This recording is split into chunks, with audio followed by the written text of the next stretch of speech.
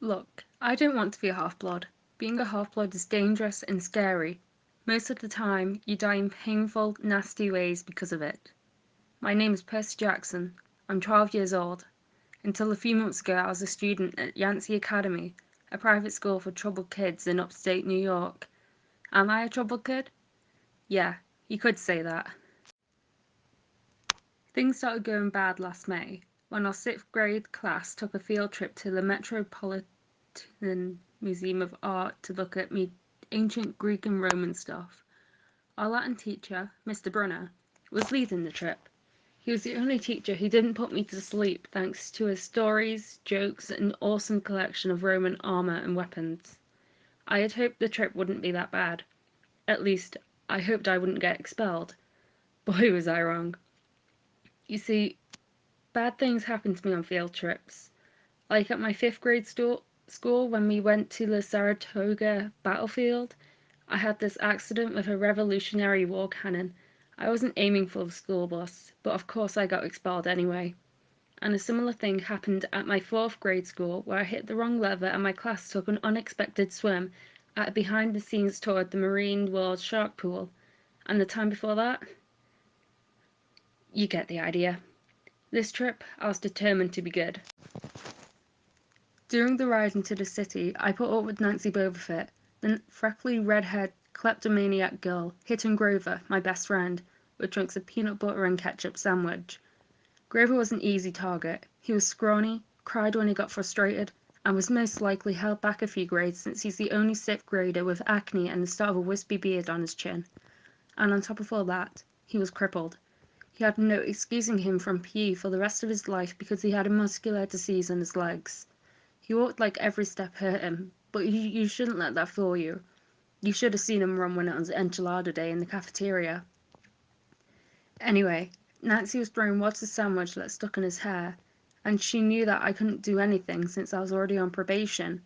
The headmaster had threatened me with death by in-school suspension if anything bad, embarrassing, or even mildly entertaining happened on this trip. I'm going to kill her. It's okay, I like peanut butter. That's it. You're already on probation. You know who'll get blamed if anything happens. Looking back on it, I wish I'd decked Nancy Boverfit right then and there. In-school suspension was nothing compared to the mess I was about to get myself into. Mr. Brunner led the museum tour. He rode up front in his wheelchair, guiding us through echoey galleries, past marble statues and glass cases full of really old black and orange pottery. It blew my mind that this stuff had survived for 2 or 3 thousand years. He gathered us around a 4-meter tall stone column with a big sphinx on top. This is a grave marker, otherwise known as a stele, and it was made for a girl who would have been around your age. Now, these carvings on the side here, I tried to listen to what he had to say, because it was kind of interesting, but everybody around me kept talking, and every time I told them to shut up, the other teacher, chaperone, Mrs. Dodds, would give me the evil eye. Mrs. Dodds had come to Yancey halfway through the year when our last teacher had a nervous breakdown, and from her first day, Mrs. Dodds loved Nancy Boverfit and figured I was devil spawn. She'll point her finger at me and say, "Now, honey," and I knew I was going to get after-school detention for a month. One time, after she'd made me erase answers out of old maths workbooks until midnight, I was talking to Grover. "Hey, Grover, I seriously don't think that Mrs. Dodds is a human." "You're absolutely right." Mr. Brenner kept talking about Greek funeral art. "Look at the naked guy. Will you shut up?" Ha ha ha ha ha. "Mr. Jackson, did you have a comment?" "No, sir." "Perhaps you'll be able to tell us what this picture represents." "That's Kronos eating his kids, right?" "Yes. And he did this because—" "Well, Kronos was the king god and—" "God?" "Titan. And he didn't trust his kids, who were the gods. So, Kronos ate them, right? But his wife hid baby Zeus and gave Kronos a rock to eat instead. And later, when Cease grew up, he tricked his dad, Kronos, into bathing up his brothers and sisters. Ew! And so there was this big fight between the guards and the Titans, and the guards won. Like we're going to use this in real life. Like it's going to say on our job applications, please explain why Kronos ate his kids. And why, Mr. Jackson, to paraphrase Miss Boba Fett's excellent question, does this matter in real life? Busted. Shut up. I don't know, sir. I see. Well, half credit, Mr. Jackson. Zeus did indeed feed Kronos a mixture of mustard and wine, which made him disgorge his other 5 children, who, of course, being immortal gods, have been living and growing up completely undigested in the Titan's stomach. The gods defeated their father, sliced him to pieces with his own scythe, and scattered his remains in Tartarus, the darkest part of the underground. On that happy note, it's time for lunch. Mrs. Dodds, would you lead us back outside? The class drifted off, the girls holding their stomachs and the guys pushing each other and messing around. Grover and I were about to follow. Mr. Jackson. Sir? About real life, and how your studies apply to it. Oh, what you learn from me is vitally important. I expect you to treat it as such. I will only accept the best from you, Percy Jackson. I'll try harder. Go outside and eat your lunch, Percy. The class had gathered on the front steps of the museum. Overhead, a huge storm was brewing, with clouds blacker than I'd ever seen over the city. I figured it was global warming or something, because the weather all across New York had been weird since Christmas. We'd had massive snowstorms, flooding, wildfires from lightning. I wouldn't be surprised if this was a hurricane blowing in. Nobody else seemed to notice. Some of the guys were pelting pigeons with Lunchables, crackers. Nancy Boberfett was trying to pickpocket something from a lady's bag, and, of course, Mrs. Dodds couldn't see a thing. Grover and I sat on the edge of the fountain, away from the others. We thought that if we did that, everybody wouldn't know we were from the school for loser freaks who couldn't make it anywhere else. Detention? Nah, not from Brunner. I wish he'd lay off me sometimes. I mean, I'm not a genius. Can I have your apple? I didn't have much of an appetite, so I let him take it. I watched cabs going down Fifth Avenue and thought about my mum's apartment, only a little bit uptown from where we sat. I hadn't seen her since Christmas. I wanted to jump in a taxi and head home. She'd hug me and be glad to see me, but she'd be disappointed too. She'd send me back to Yancey, remind me to try harder, even though this was my 6th school in 6 years, and I was probably going to get kicked out again. And I wouldn't be able to stand the sad look she'd give me. I was about to unwrap my sandwich when Nancy Boberfett appeared in front of me with her ugly friends and dumped her half-eaten lunch in Grover's lap. Oops.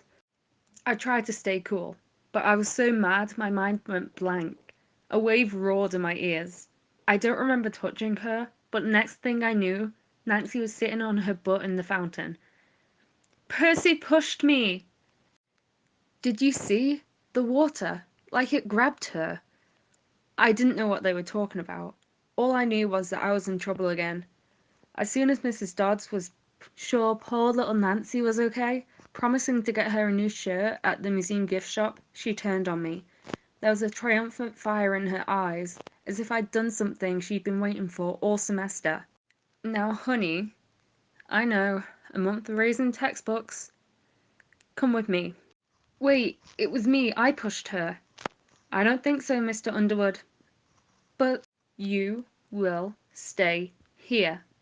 It's okay, man. Thanks for trying. Honey, now. Nancy Boberfett smirked. I gave her my deluxe I'll kill you later stare. I turned to face Mrs. Dodds, but she wasn't there. She was standing at the museum entrance, gesturing impatiently for me to come on. How'd she get there so fast? I have moments like that a lot, when my brain falls asleep or something, and the next thing I know, I've missed something. The school counselor told me this was part of the ADHD. I wasn't so sure. Halfway up the steps, I glanced back at Grover, who looked pale, cutting his eyes between me and Mr. Brunner, like he wanted Mr. Brunner to notice what was going on, but Mr. Brunner was absorbed in his book. I looked back up, and Mrs. Dodds had disappeared inside the museum. Okay, I thought. She's going to make me buy a new shirt for Nancy. But apparently that wasn't the plan. I followed her deeper into the museum, and when I caught up with her, we were back in the Greek and Roman section.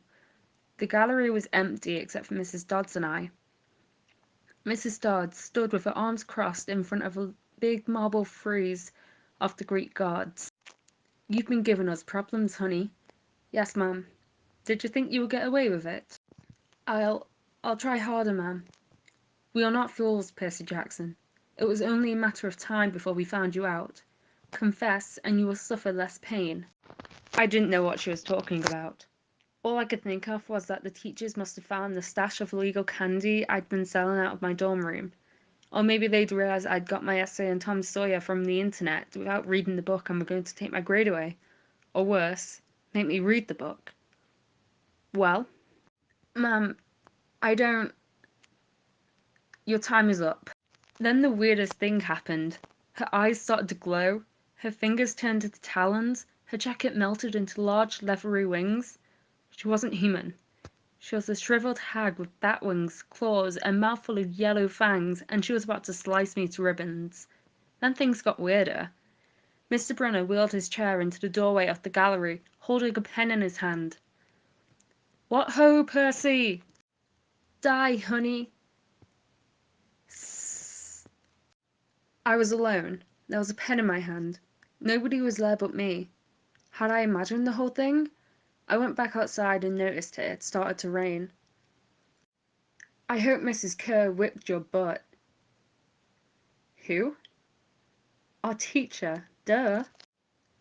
"Grover, where's Mrs. Dodds?" "Who?" "Not funny, man. This is serious." Thunder noises. "Ah, that would be my pen. Please bring your own writing utensil in the future, Mr. Jackson." "Sir, where's Mrs. Dodds?" "Who?" "The other chaperone. Mrs. Dodds. The pre-algebra teacher." "Percy, there's no Mrs. Dodds on this trip. As far as I'm aware, there's never been a Mrs. Dodds at Yancey Academy. Are you feeling all right?"